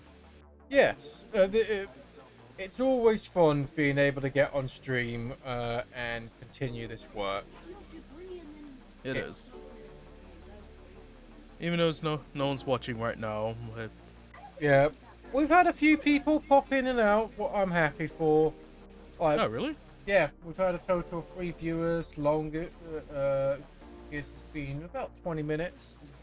So we hope we haven't scared anyone off.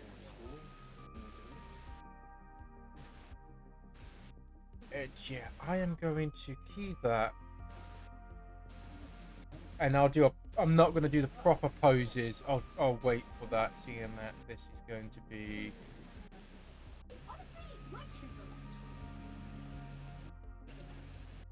So yeah, I will have Darnell go up.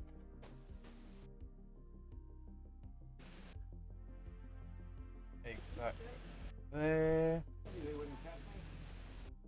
And turn around. And yeah, I'll be a bit lazy on this one. It's more the layout in. Yeah, it's like except for a few shots, I don't animate the fingers and the hands. Yeah. Because to me that's like a splining issue, and just knowing where they are, that's more than enough for me. I should have done some proper poses for this one, but I thought, you know what, it's literally just Darnell getting up and walking. I can just do a basic, like, timing thing for now. And I'll call that one done. Oh, cool. What means I've got 3 shots left for sequence 1 of scene 4. And then it's on to one that I do want to do streaming for, and that is the montage. Oh, the montage. To give context, is Blue based the montage for the pilot off a montage he's seen, but he can't remember what it was. Yeah, there was a montage from something. And it's been stuck in my head, but I can't find that montage, and it's really bugged me. Yeah, we spent like an afternoon trying to find it for him, but we had no such luck. Yeah, it's essentially a bit of action here. Something would happen in it, and it would transition to the next bit from that. So the character would come in, and it would be a completely new sequence. Something would happen, and it would lead into the next one. I know what it's called. It's on the top of my head right now, but it's definitely something I wish I knew could get working properly.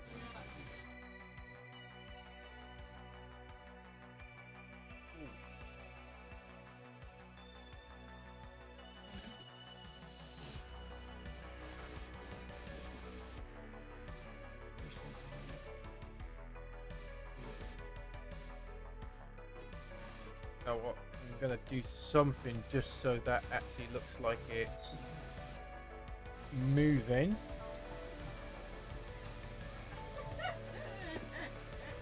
Just for that timing.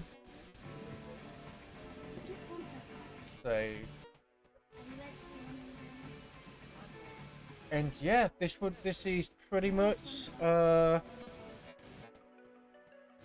and Rixart finishing off the stream, essentially. Managed to get 4 shots done today. On my end. How many did you get today, Rixart? 2.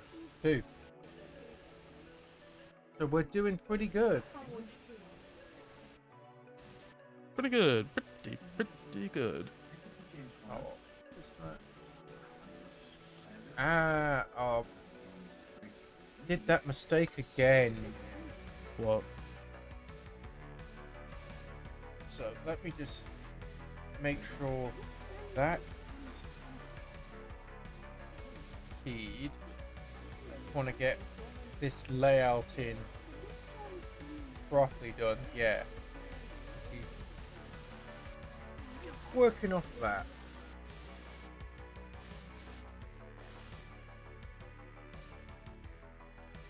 Voila.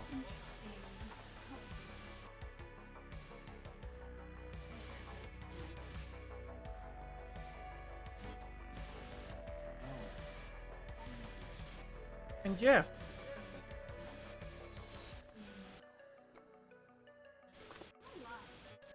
Sorry if you can hear me drinking. I'm having a couple protein shakes before I pop over to the gym at midnight. Benefit of having a 24-hour gym. Because for those that don't know, my current actual job that I'm living paycheck to paycheck on is a nighttime job, and I'm back on shift tomorrow, so I need to break sleeping in. I need to break sleeping in the night to sleeping in the day again. Okay.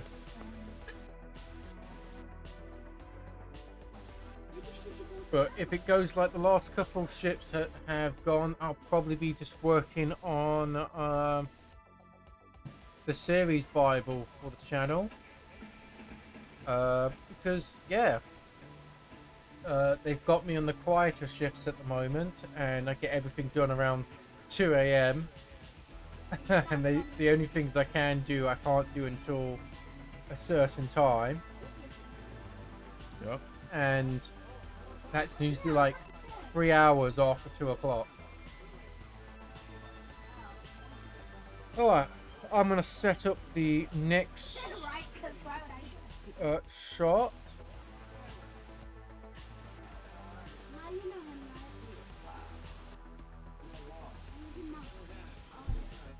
What is always fun.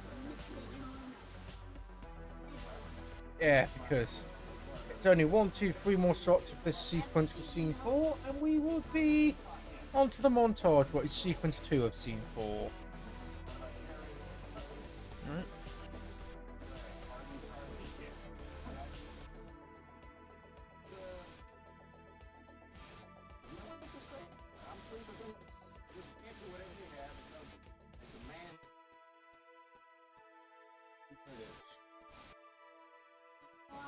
And voila. But yeah,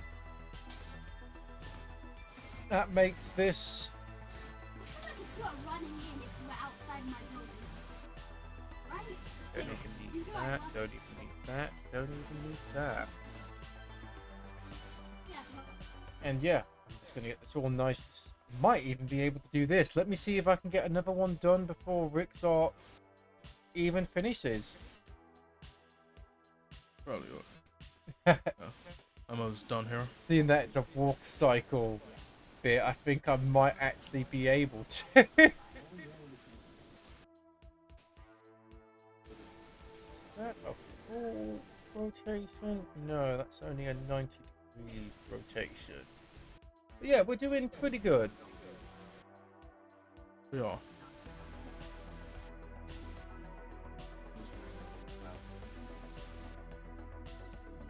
Sorry for boring you at the moment, folks. This is the winding down of our stream, and although we want to talk about a few media stuff, we might be a bit longer than what we would initially be planning.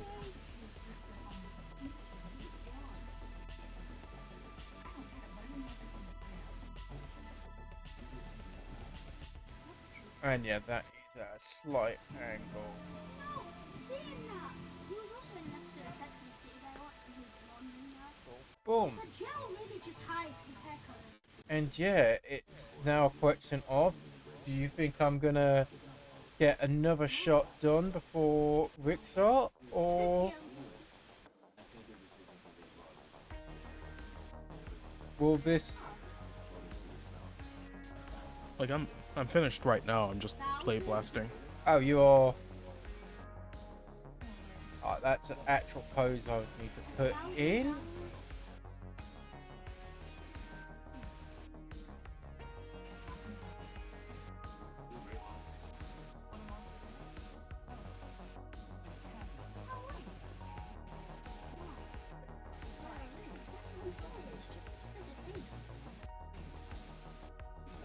Get that.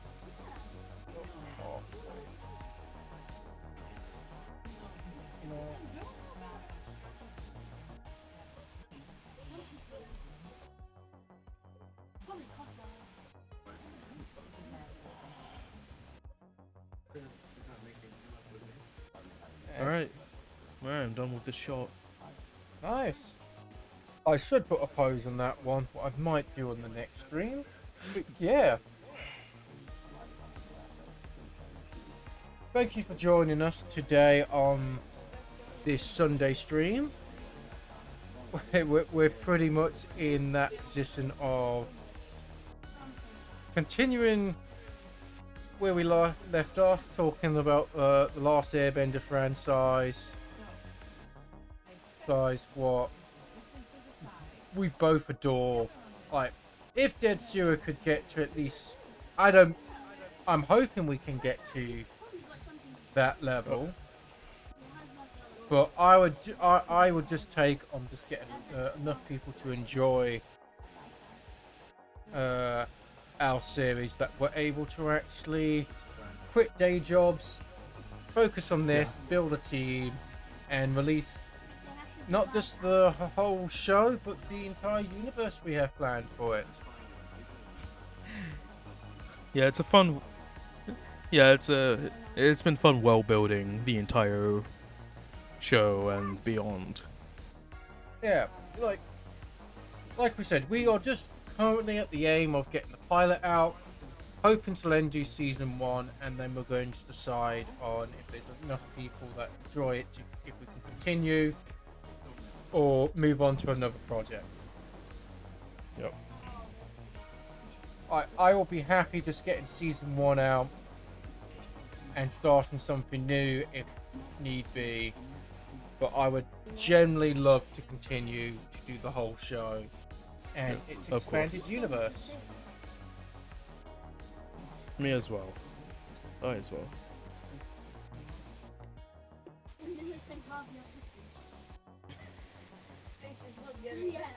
One love. I take it you're play blasting at the moment. Yeah. I've just done mine, and yeah. Alright everyone, thank you again for joining us on this Sunday stream. We hope you've enjoyed our company while we talked about whatever along with Avatar: The Last Airbender. Of course. And yeah, looking at both our schedules, the earliest stream now will either be Thursday or next Sunday. So please do come check us out again, and we hope to see you there. Alright, see you guys. Yeah, have a lovely day, evening or morning, and we'll see you next time. Adios. Alright, later.